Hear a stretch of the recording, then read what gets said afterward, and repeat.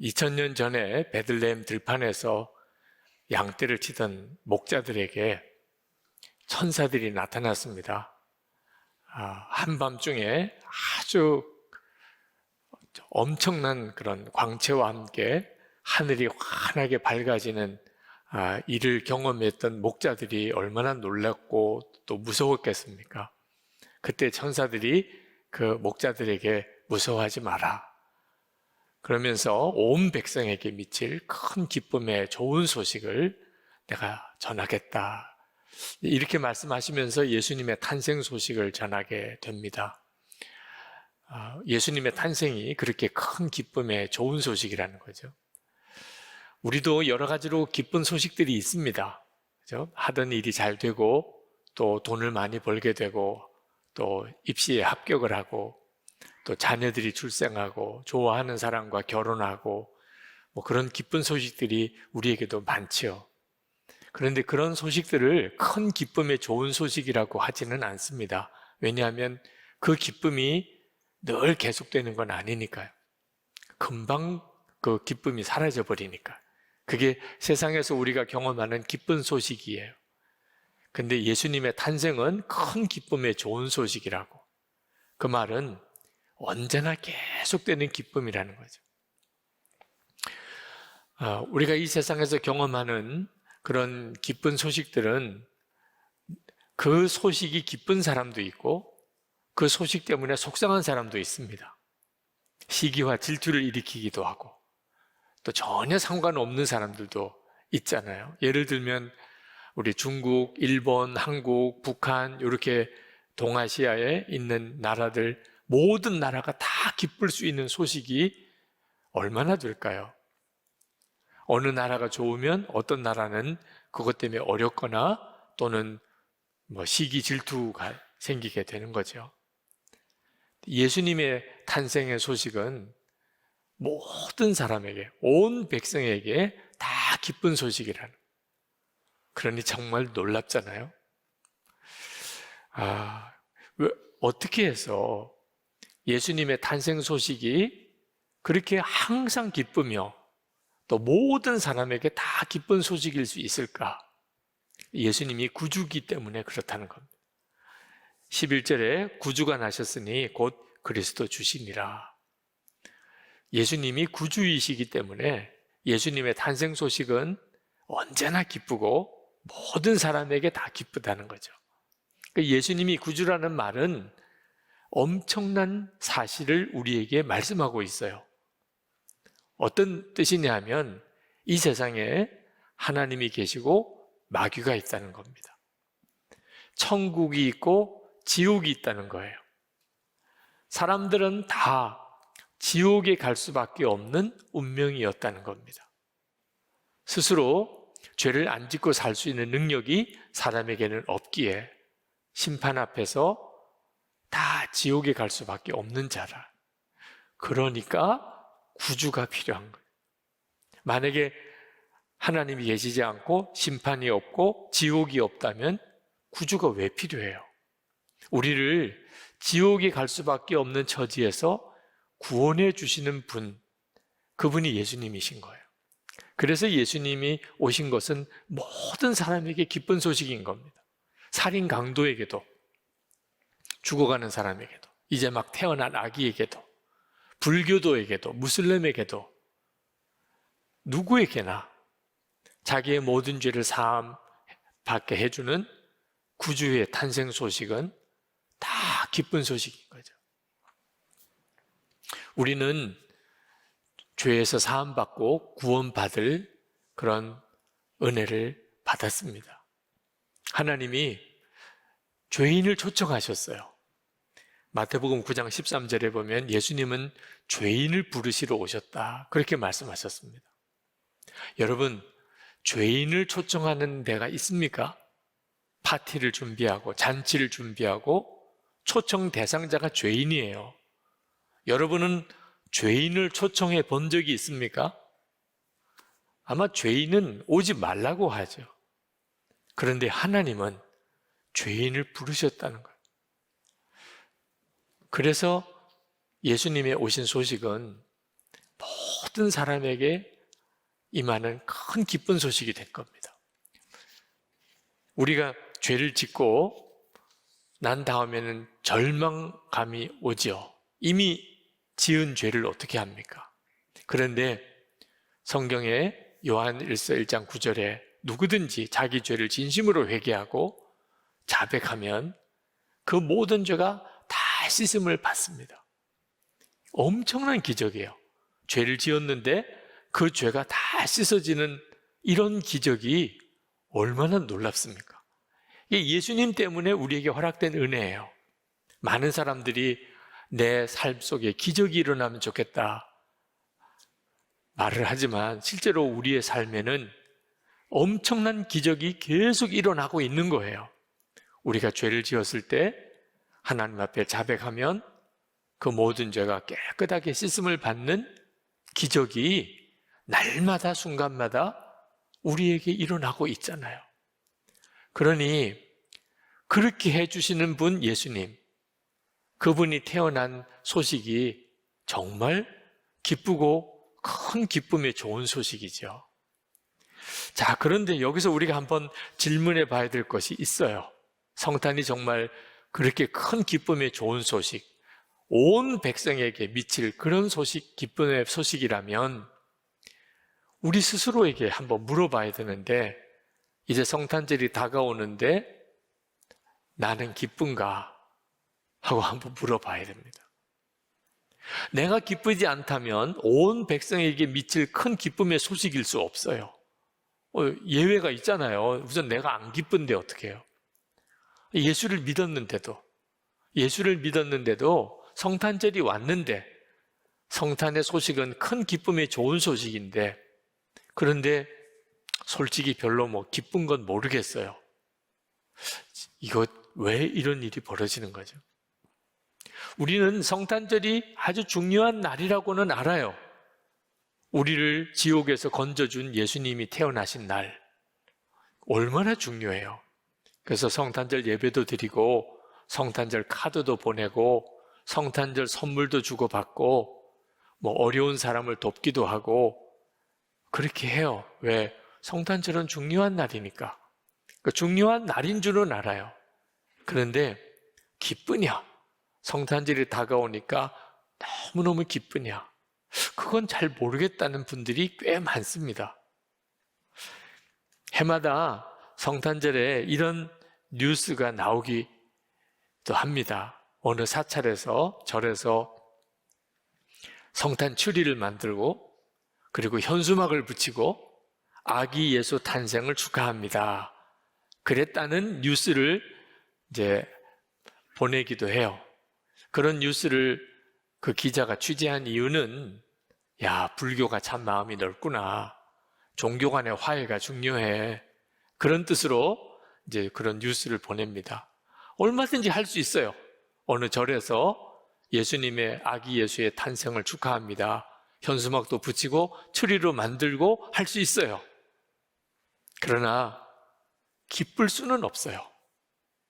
성탄절이 기쁠 수는.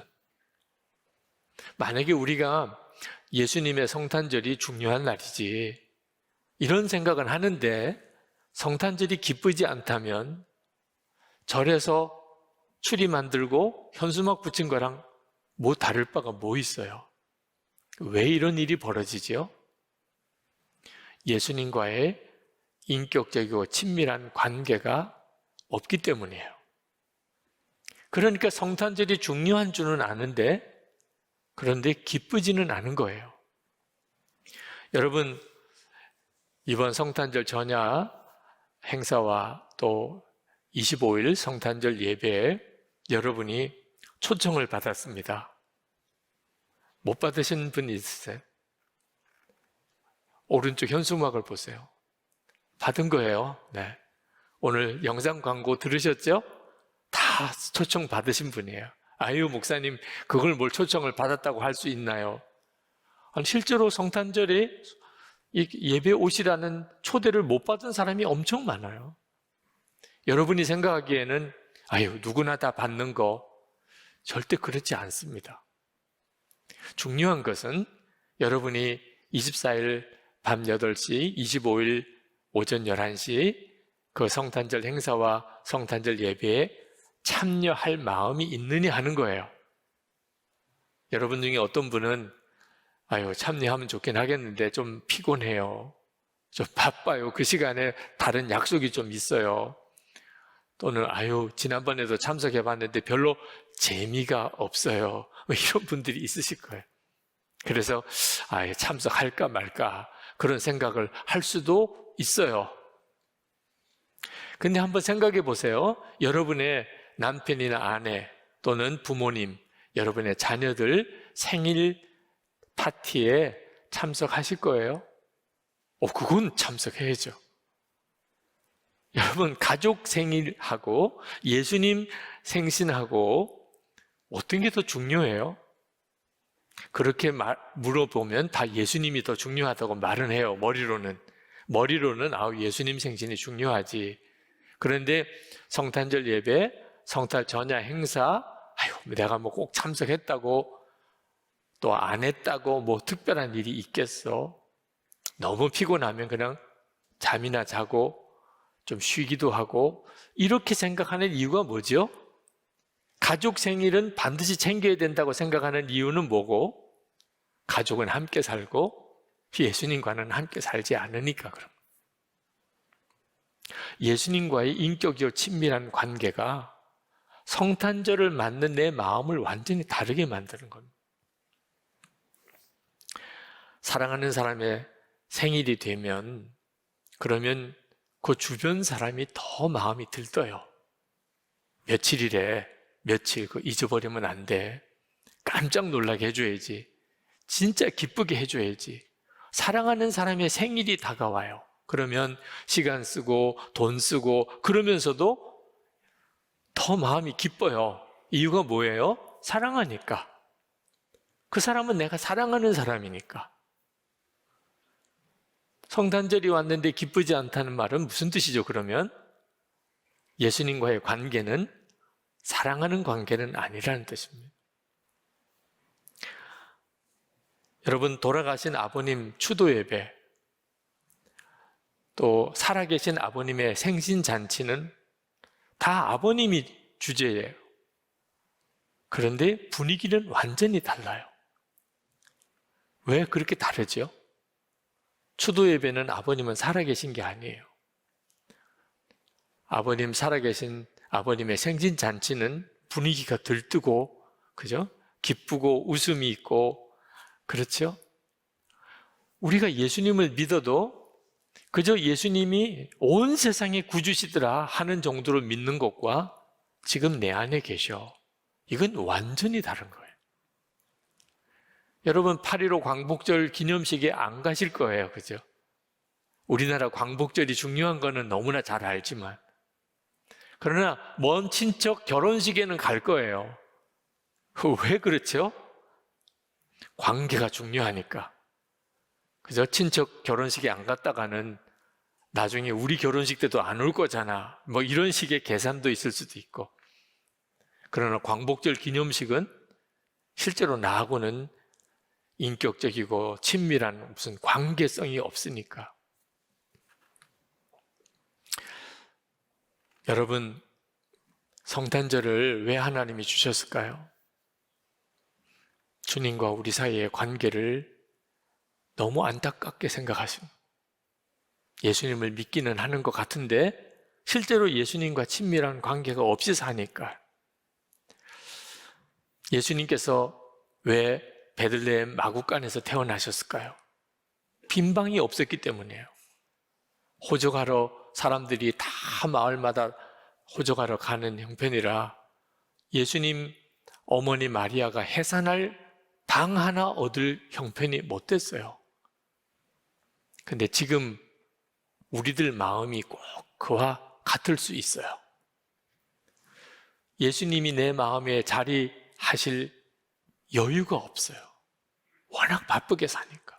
신경 쓸 일도 많고 요즘처럼 이렇게 급박한 일들이 자꾸 생기고 뉴스거리가 많고 하다 보면 하루 종일 살아도 예수님 생각 한 번도 못하고 살아요.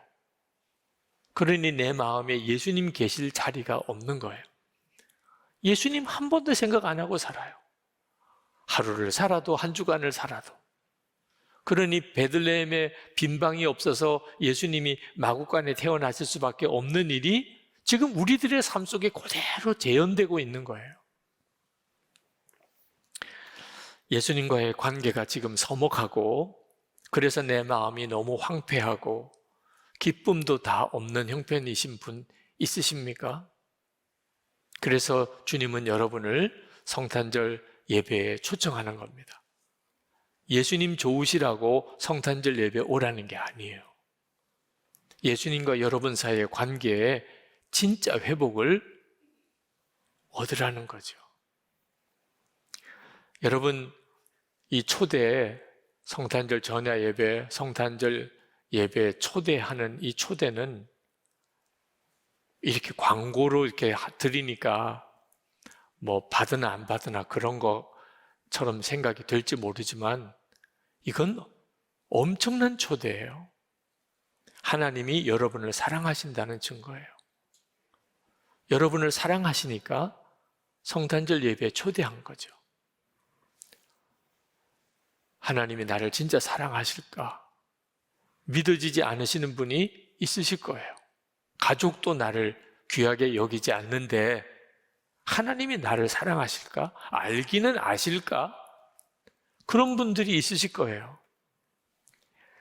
여러분, 꼭 기억해야 합니다. 하나님이 여러분을 얼마나 사랑하시는지, 얼마나 귀하게 여기시는지, 예수님께서 태어나셨다는 이 소식을 들판의 목자에게 들려주셨어요. 첫 번째 소식을. 그 목자는 당시에 아주 비천한 직종에 해당되는 사람들입니다. 왜 그렇게 하셨을까요? 예수님의 탄생 소식을. 예수님이 태어나신 베들레헴은요, 미가 선지자의 예언에 보면은 아주 작은 마을이었다는. 이왕이면 좀 큰 도시, 큰 성읍에 태어나시지 왜 그렇게 작은 마을에 태어나시죠? 그 작은 마을일 정도가 아니고 그 베들레헴의 또 마구간에서 태어나셨어요. 이 크리스마스 이야기는 왜 이렇게 진행되는 걸까요? 나는 너무 보잘것없기 때문에 하나님이 나를 사랑하신다는 거 믿을 수가 없어. 그런 사람들에게 크리스마스 이야기는 하나님이 나를 사랑하시는구나. 그러니까 크리스마스 이야기가 이렇게 기록이 된 거예요. 저나 여러분이나 또는 아무리 큰 실패자나 하나님은 여러분을 정말 사랑하세요. 아폴로 15호 우주 비행사인 제임스 어윈이라는 사람은 참 믿음이 좋은 사람입니다. 그분이 달에 착륙을 하고 임무를 마치고 이제 지구를 귀환을 할 때 그 우주선에 있는 창문으로 지구를 보아요. 축구공만한 지구가 그렇게 아름답게 보이더래요. 축구공만한 지구가. 근데 그때 불현듯 성경 말씀이 하나 생각이 나는데 요한복음 3장 16절입니다. 하나님이 세상을 이처럼 사랑하사 독생자를 주셨으니 누구든지 그를 믿는 자마다 영생을 얻게 하려 하심이라. 그 말씀이 생각이 나는데 하나님이 세상을 이처럼 사랑하사, 여기서 이 세상은 지구를 말합니다. 자기가 이 지구에 있는 동안에는 하늘과 땅만 있는 줄 알았대요. 그러니까 온 우주에 하늘이 있고 그리고 지구가 있고, 그러니까 하나님이 뭐 사랑할 대상이 지구밖에 더 있겠어요? 그런데 우주에 올라가 보니까 지구는 수억만 개 있는 별 중에 하나, 그 중에서도 아주 작은 거, 먼지보다도 작은 그런 지구들이에요. 그 모든 수억만 개의 별을 보시는 하나님이 이 지구를 사랑하사, 그게 도대체 그 우주에 올라가서 보니까 하나님 왜 그렇게 하셨어요? 이런 생각이 들더래요. 하나님 도대체 어떻게 이 지구를 그렇게 그리고 그 지구에 있는 사람들, 아주 존재 자체가 느껴지지 않을, 지구 자체가 먼지보다 더 작은데, 그런데 그 사람을 위해서 하나님이 친히 사람이 되시고 그리고 우리를 구원하시려고 오셨다는. 도대체 왜 그렇게 하셨을까? 하나님이 어떻게 이 세상을 이렇게 사랑하실까? 여러분, 답은 하나예요. 우리가 저나 여러분이 다 하나님의 잃어버린 자녀니까. 하나님의 잃어버린 자녀니까 하나님이 우리 이 조그만 지구를 그리고 거기에 사는 사람을 그렇게 사랑하시는 거예요. 천사가 이상하게 여길 정도로. 여러분, 군에 자녀가 입대를 하면 그러면 그 부모는 그 최전방 부대를 찾아갑니다. 왜? 내 자녀가 거기 있으니까. 원치 않게 자녀가 교도소에 들어가면 사람들은 다 외면해도 그 부모는 그 교도소를 찾아가요. 내 자녀가 거기 있으니까. 하나님이 나를 사랑하실까? 하나님이 나를 기억이나 하실까? 물론이라는 거예요. 성탄절에 하나님이 우리에게 그렇게 전해주고 싶은 메시지예요.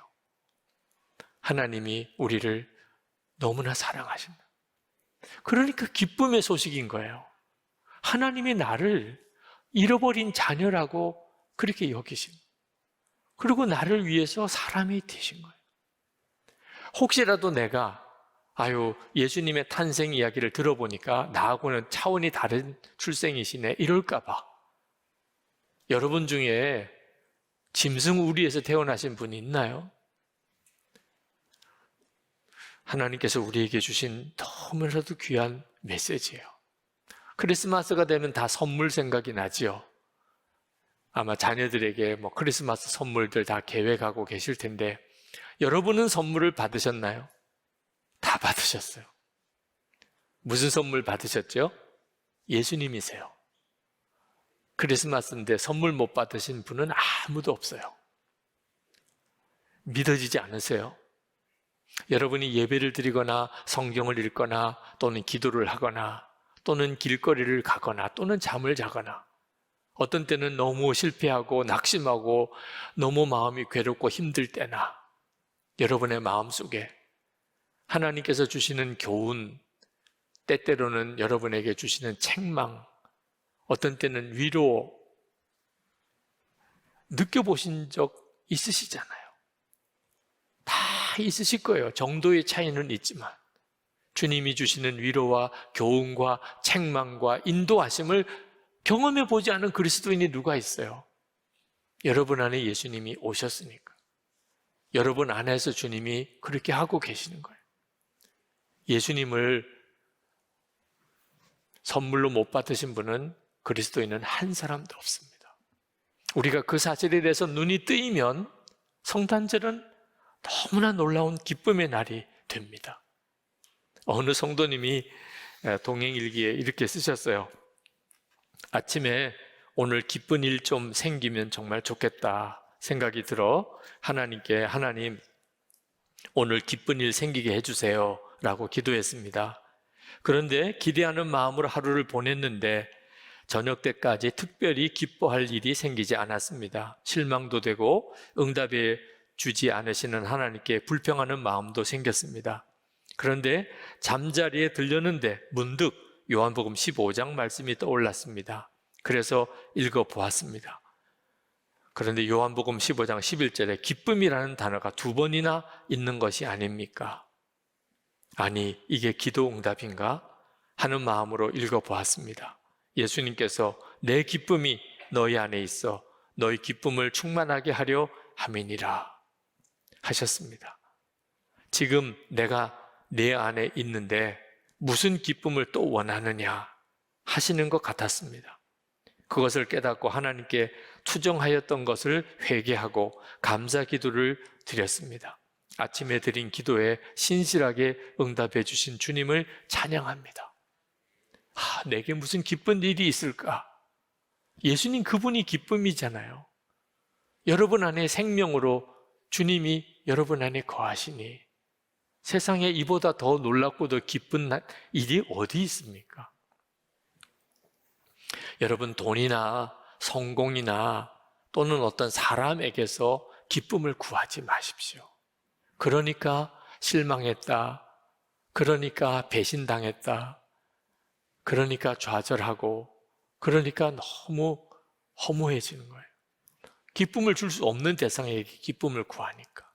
그 기쁨은 진짜 기쁨도 아니에요. 여러분 안에는 이미 영원히 변하지 않는, 모든 사람에게 다 동일하게 누려지는 기쁨이 있어요. 예수 그리스도예요. 이것을 확인시켜주는 날이 성탄절인 것입니다.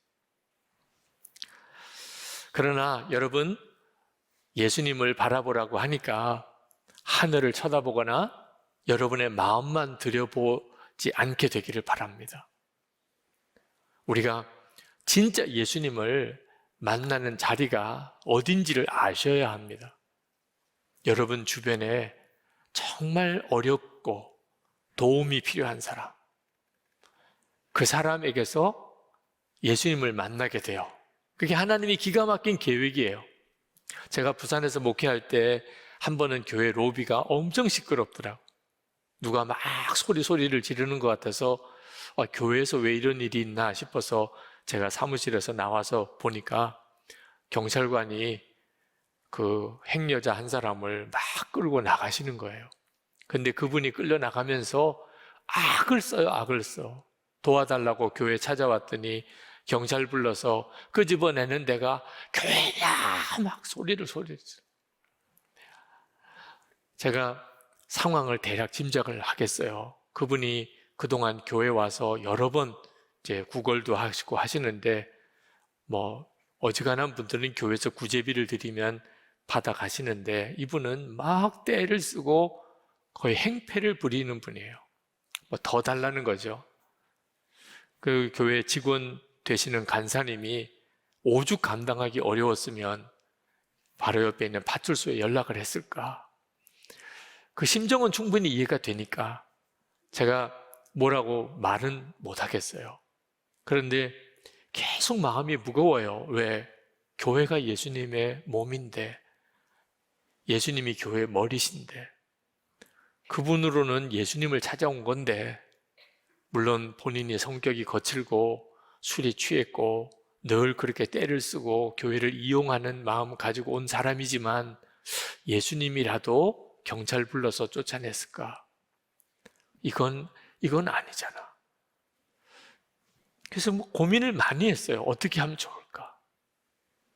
지극히 작은 자 하나에게 한 것이 나에게 한 거랬는데 그 사람이 지극히 작은 자는 아닐까?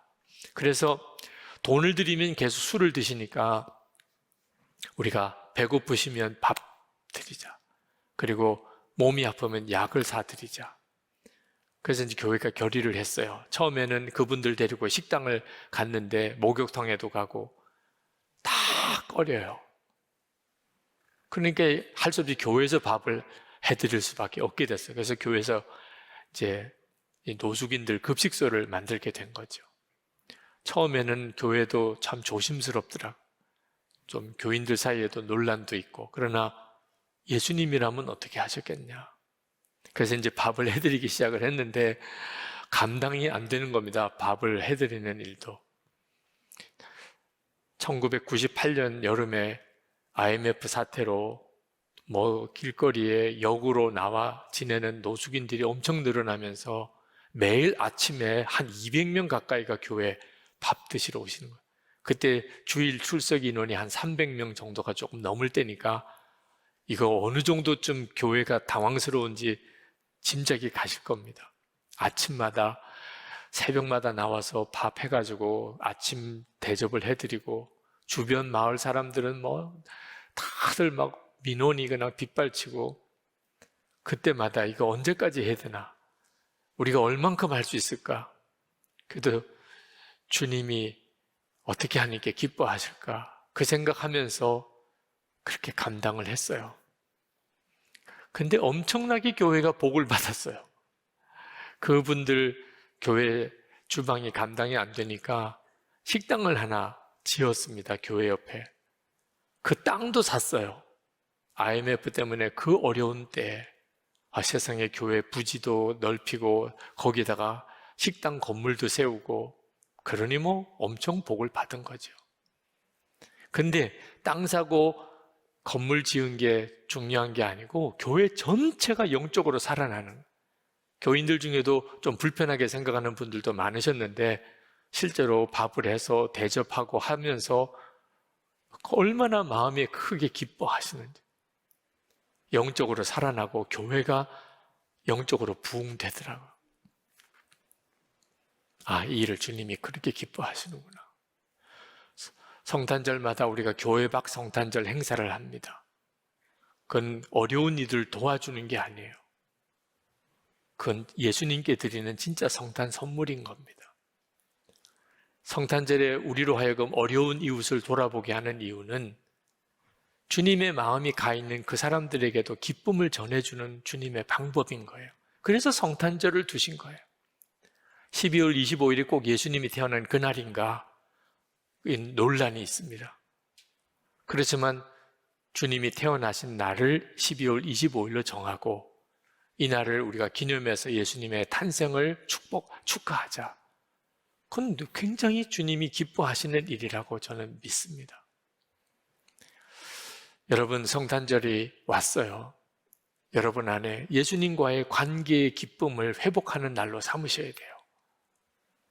내가 예수님을 영접하고 이제 예수님의 생명으로 사는 자가 됐는데, 가족도 함께 사는 가족도 함께 가까이 있는 사람 생일 다 축하하고 잘 챙겨주면서 내 주님, 내 생명이신 예수님 태어나신 날이 밋밋하게 지나면 말이 안 되잖아요. 내가 어느 순간에 영적으로 이렇게 되어버렸구나. 성탄절에 주님과의 관계가 회복되기를, 여러분 안에 진짜 성탄의 기쁨이 누려지게 되기를, 다시 주님과 인격적이고 친밀한 삶이 시작되는 계기를 만드시기를 축복합니다. 기도하시죠. 여러분의 성탄절이 주님의 은혜가 충만한 성탄절이 되게 해주시기를, 주님과의 관계가 회복되게 해주시기를 다 같이 기도하겠습니다.